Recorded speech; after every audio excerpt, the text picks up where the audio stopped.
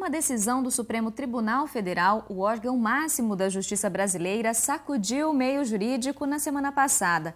O STF autorizou que o réu seja preso após o julgamento em segunda instância. Até então, uma sentença só era executada depois de passar por 3 graus de recursos, segundo grau, STJ e STF. A decisão divide opiniões. E para saber um pouco mais sobre esse assunto, nós convidamos o professor da Unesp, mestre em Direito e doutor em Sociologia, Carlo Napolitano. Boa noite, Carlo. Muito obrigada pela sua presença hoje aqui com a gente. Eu que agradeço, Leila, o convite. Carlo, o STF alega que essa mudança vai combater a ideia de lentidão judicial, e a sensação de impunidade. E vai prestigiar também os juízes de primeira e de segunda instância. Como você vê essa situação? Olha, acho que em relação à segunda parte da pesquisa, eu acho que de fato vai prestigiar, sim, os juízes de primeiro e segundo grau. Porque eles já tomaram uma decisão, o juiz de primeiro grau toma uma decisão, ela é confirmada por um tribunal. Então, acho que esses 2 agentes públicos, essas 2 instituições públicas serão, de fato, privilegiadas. Em relação ao sentimento de justiça, eu fico um pouco em dúvida, não é?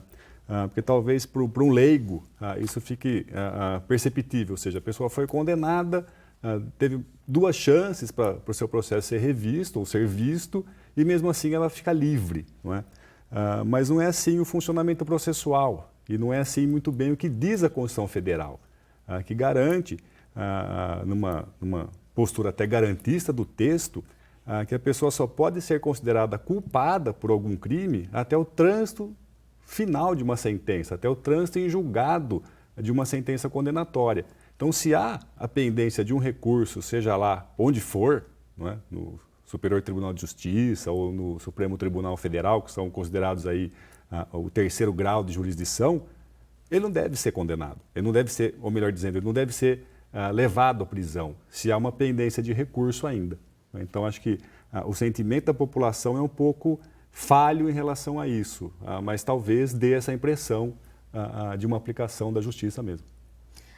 A OAB, por exemplo, ela é contrária, a essa decisão e alega que ela fere a Constituição. É isso? Por esse motivo que eu apresentei. Ou seja, em nenhum lugar no texto constitucional fala que o processo deve acabar num duplo grau de jurisdição, ou seja, em primeira e segunda instância. A única coisa que há menção em relação ao processo penal é que o sujeito só pode ser levado à prisão, ou seja, considerado culpado mesmo, depois do trânsito julgado da sentença condenatória. Então, se há uma pendência de recurso, ele não é considerado culpado ainda. É a presunção da inocência, como se diz no jargão jurídico. Então, todos são presumidos inocentes antes da sentença condenatória. Ele só pode ser considerado culpado ou criminoso, penalmente falando, quando há uma decisão definitiva. Seria necessário, então, uma mudança nesse texto? Seria necessária uma mudança na legislação. Ocorre até que uma mudança no texto constitucional implicaria numa outra situação jurídica mais delicada, que é a confirmação ou verificação não de uma cláusula pétrea. Se isso é possível de ser mudado. A princípio, na minha interpretação, não pode ser mudado, porque se o texto constitucional original garante essa presunção de inocência, qualquer aumento ou rigor nessa situação, nessa presunção, seria inconstitucional e não poderia ser alterado mesmo por emenda. Talvez o que pudesse ser feito é mudança na lei processual, com a diminuição de recursos, que é um dos argumentos também utilizados pelo Supremo nesse sentido. Ou seja, a legislação processual penal garante ao réu uma infinidade de recursos, e se ele se utiliza disso é porque está na lei. Então, talvez uma mudança não no texto constitucional, mas sim uma mudança na legislação processual, diminuindo a quantidade de recursos, seja talvez uma solução mais efetiva, mais justa, e talvez aí sim um sentimento de justiça pleno. Agora, Carlo, um argumento contra é que a decisão ela vai facilitar ainda mais a superlotação dos presídios. Como você enxerga esse ponto? Eu acho que isso vai acontecer. Numa situação até pior que essa, Leire, pois hoje a maioria das prisões elas são efetuadas em prisões cautelares, temporárias, ou seja, sem uma decisão definitiva. essa possibilidade de prisão do sujeito sem esgotar a quantidade de recursos, a possibilidade de recursos, vai transformar na prisão penal uma prisão cautelar, uma prisão temporária e não uma prisão definitiva. Então nós teremos aí talvez um aumento de presos com os processos ainda pendentes, o que não seria o correto. O correto seria as pessoas serem presas quando há uma condenação definitiva. Certo. Levar uma decisão à terceira instância, normalmente comenta-se que é uma etapa que encarece o processo. Uma pessoa pobre, ela dificilmente chegaria, né, a essa etapa. E os defensores públicos que normalmente atendem a essas classes menos favorecidas costumariam levar esses processos até a última instância. Como você vê essas questões em relação às pessoas que necessitam, né, dos defensores públicos e a atuação deles? De fato, a manutenção de um processo, né, de uma defesa processual é caro, né? Os custos para manter um advogado trabalhando num processo não é barato. Isso implica, talvez, aí numa dedicação ou numa atuação mais efetiva em relação a um processo quando o advogado é pago ou quando o advogado é um defensor público. Pois que o defensor público ele tem inúmeras tarefas, inúmeros processos, né? Talvez ele tenha que trabalhar ali numa mesma época com dezenas, centenas, talvez milhares de processos.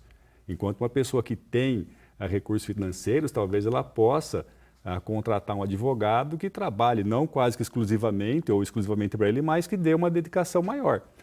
Mas isso não é fato. Acho que todo mundo tem acesso à justiça e as pessoas mais carentes têm as defensorias públicas para isso, né?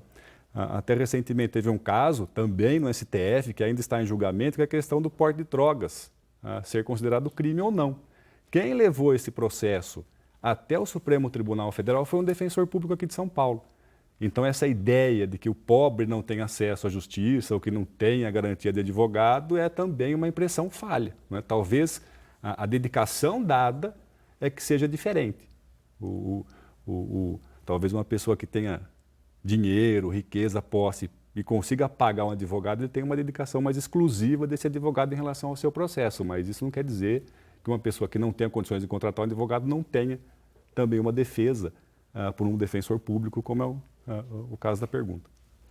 Carlos, já em relação aos escândalos de corrupção no país, né, principalmente nos casos da Operação Lava Jato, você acredita que essa medida ela pode favorecer a prisão de corruptos e de gente que tenha mais dinheiro, por exemplo?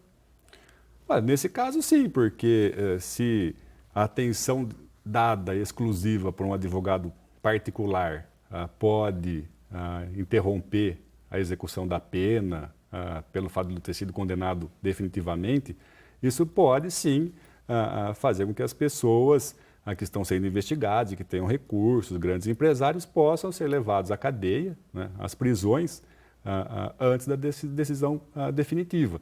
Mas o exemplo da Lava Jato eu não sei se vale muito a pena, porque o que tem sido tornado prática comum nesse processo é a prisão preventiva, né?